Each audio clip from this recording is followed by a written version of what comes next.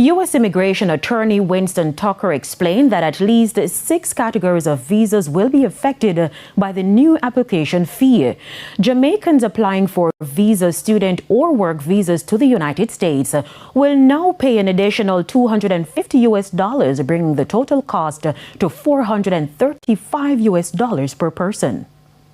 It will be affecting the B1, B2, the student visas F and M category, and the work visa H1B, along with the exchange visiting visas, which is the J visa.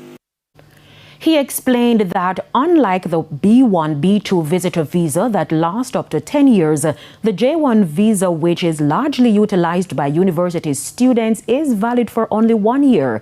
He said the new application fee would apply each time a student applies for a visa.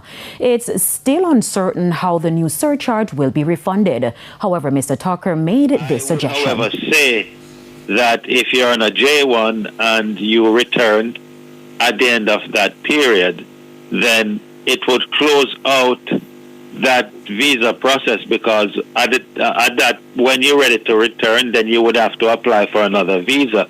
So at the end of your stay here and return back home, you should be receiving that $250.